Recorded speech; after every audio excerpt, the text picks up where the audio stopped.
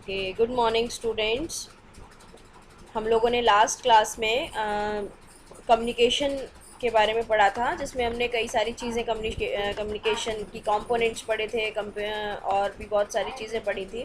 आज हम उसी के आगे टॉपिक कंटिन्यू कर रहे हैं और ये आज हमारे इस चैप्टर में लास्ट टॉपिक है।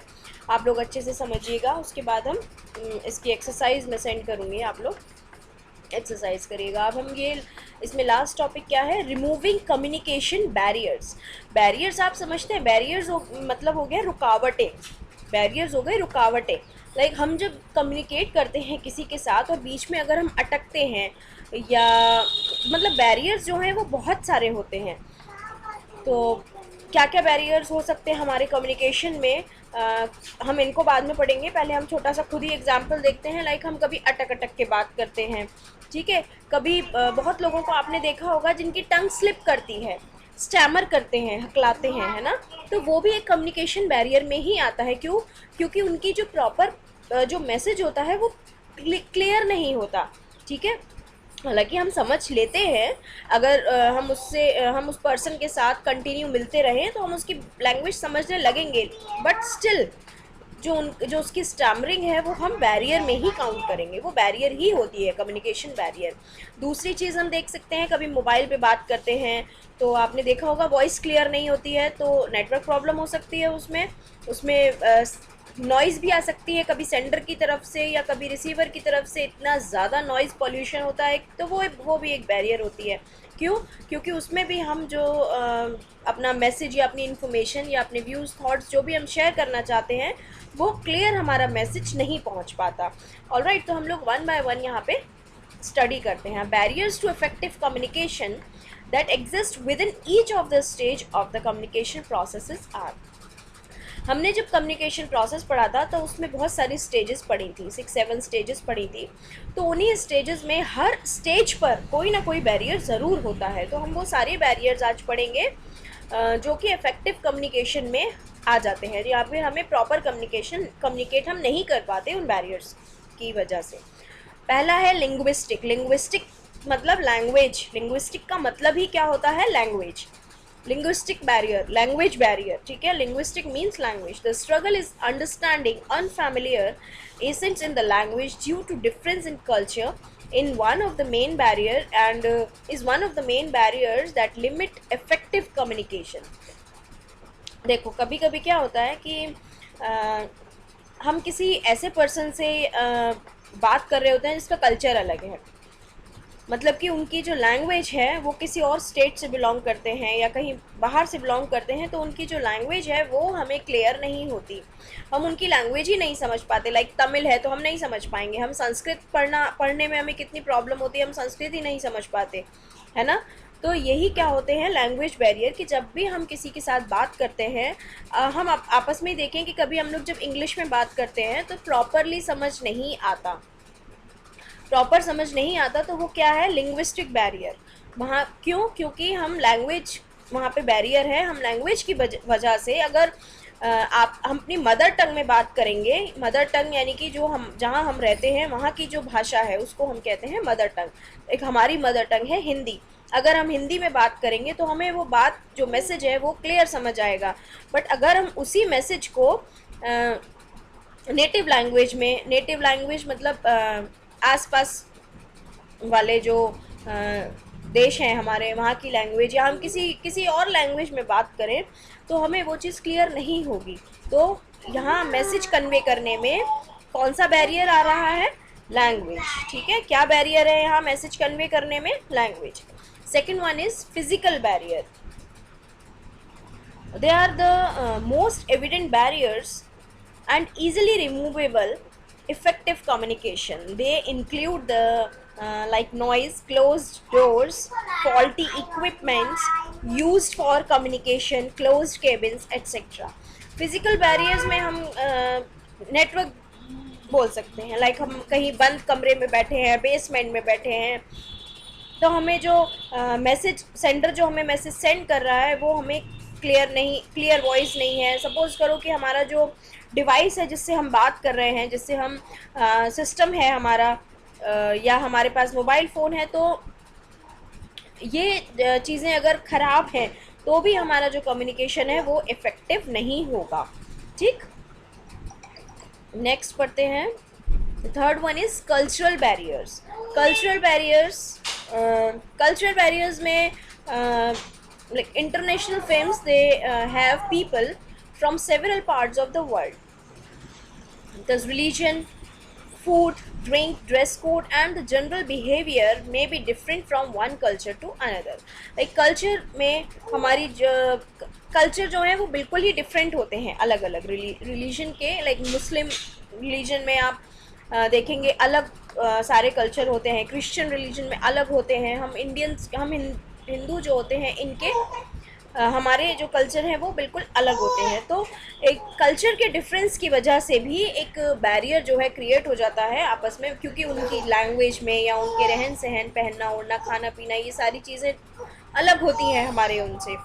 तो हम ये जो हम जो मैसेज सेंड करते हैं या जो अपनी इन्फॉर्मेशन एक्सचेंज करते हैं, जो शेयर करते हैं, वो प्रॉपरली कन्वे नहीं हो पाती।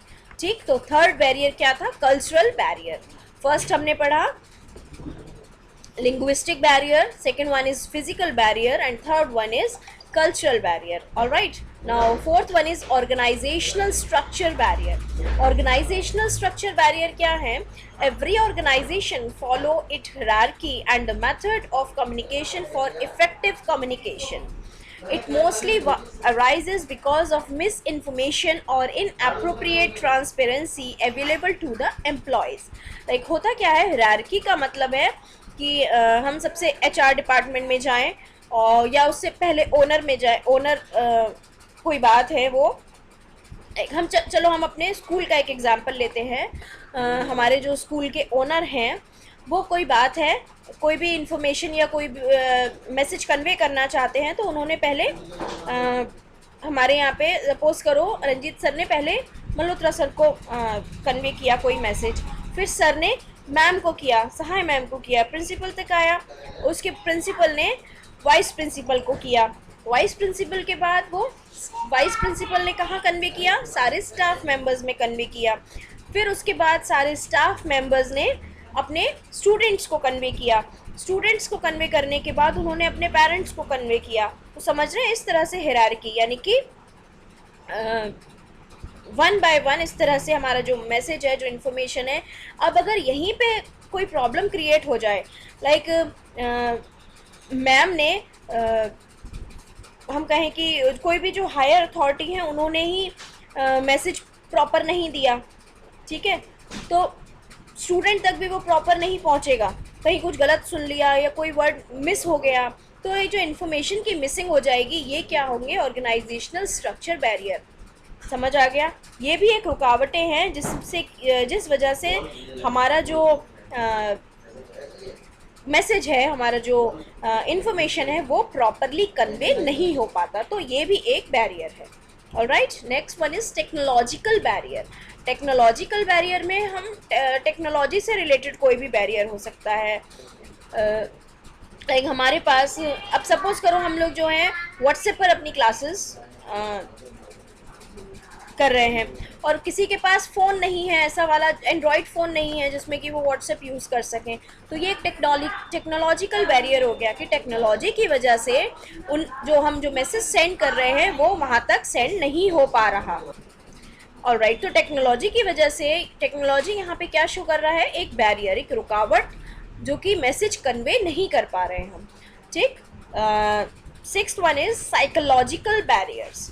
They are various mental and psychological issues that may block effective communication. ये कुछ mental issues होते हैं, यानी कि हमारे brain, हमारे mind से related issues होते हैं। Suppose करो कि हमें कोई speech disorder है, जो मैंने आपको बताया, tongue twist है, या हमें stammering करने की कोई problem है, तो हम अपना message convey नहीं कर पाएंगे, या फिर हमारे mind में कोई ऐसी problem है जिससे कि हम भूल जाते हैं, बातें ही भूल जाते हैं, तो भी हम मैसेज प्रॉपर नहीं दे पाएंगे। हमें कोई किसी बात का फोबिया है, हमें कोई डर है, किसी भी स्टेज पे हमें कोई डर लग रहा है, लाइक हमने सुन तो लिया वो मैसेज, लेकिन हमें वो मैसेज कन्वे करने में कुछ डर लग रहा है कि कहीं कुछ गलती ना हो जाए, कोई हमसे इम्पॉर्टेंट पॉइंट हमसे कोई छूट ना जाए, तो वो भी एक, हम जब सोचेंगे, हम जब डर बैठाएंगे ना, तो वो डेफिनेटली वो चीज़ हमसे रह जाएगी। ठीक, तो हमें कोई भी अपने कम्युनिकेशन में कोई भी ऐसी लिमिट्स नहीं रखनी चाहिए जिससे कि ये सब बैरियर क्रिएट हो या हम अपना मैसेज अच्छे से ना पहुंचा पाएँ। ऑलराइट, अब है seventh one is emotional barrier. Emotional barrier यानी कि कोई पर्सन है वो बहुत इमोशनल होकर बात कर रहा है, या वो बहुत इमोशनली स्ट्रॉन्ग है। अगर इमोशनली स्ट्रॉन्ग है और इमोशन है तो वो कहेगा कि यार इस बात ये मैसेज अगर मैं किसी को दूंगा तो उसको ये चीज़ बुरी लग जाएगी, नहीं मुझे इस तरह नहीं बोलना चाहिए। तो हमने वो चीज़ छुपा ली और अपना मैसेज जो पूरा हमें देना था वो कन्वे नहीं किया, तो यहाँ पे इमोशनल बैरियर्स आ गए। अगर हम किसी तो इस इमोशनली बैरियर जो है, हमारा इमोशनल बैरियर जो है ये हमें अपना स्ट्रॉन्ग रखना है जिससे कि हमारा कम्युनिकेशन जो है वो इफ़ेक्टिव हो। ठीक, next is perception barriers. Perception barriers क्या होते हैं? Different people perceive the same thing differently and hence crucial to effective communication. All the messages must be easy and clear. There shouldn't be any room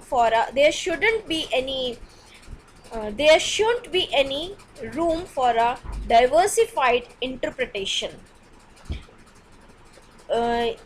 इसमें समझिए कि आप मैंने कोई भी एक मैसेज है, ठीक है, एक वे होता है, एक टोन होती है मैसेज को कन्वे करने की।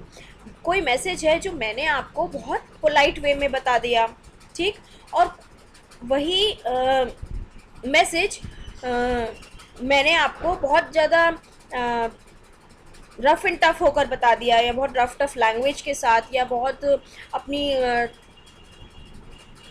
स्पीच की टोन को बहुत हाई रखकर बता दिया, तो वो भी आपको जो है क्लियर नहीं समझ में आएगा क्योंकि हमारा माइंड जो है वो डिस्ट्रैक्ट हो जाएगा तेज़ वॉइस से। तो जो हमारा मैसेज है वो बिल्कुल क्लियर होना चाहिए, छोटा होना चाहिए, इजी होना चाहिए। और वहाँ पे इंटरप्रिटेशन की जब हम कोई मैसेज जब कन्वे कर रहे हैं तो हमारा कंसंट्रेशन है उसी मैसेज पे रहना चाहिए। अगर हम उस बीच में अपने माइंड में कोई और थॉट ले आएंगे तो हमारी जो इन्फॉर्मेशन है वो क्लियर से कन्वे नहीं हो पाएगा। ऑलराइट, ठीक है, तो ये थे हमारे बैरियर्स और आज हमारा ये चैप्टर हुआ कंप्लीट। अब आप लोग इसको वीडियो को अच्छे से देखिएगा और समझिएगा। कोई भी प्रॉब्लम आती है तो आप लोग मेरे से ग्रुप में ही पूछ सकते हैं और मैं आपको इसकी एक्सरसाइज अभी सेंड करूँगी, तो आप सब लोग मुझे इसकी एक्सरसाइज कंप्लीट, सबको फेयर नोटबुक में अपनी ये एक्सरसाइज कंप्लीट करनी है और फिर शेयर करनी है ग्रुप में। Alright, okay, good day all of you.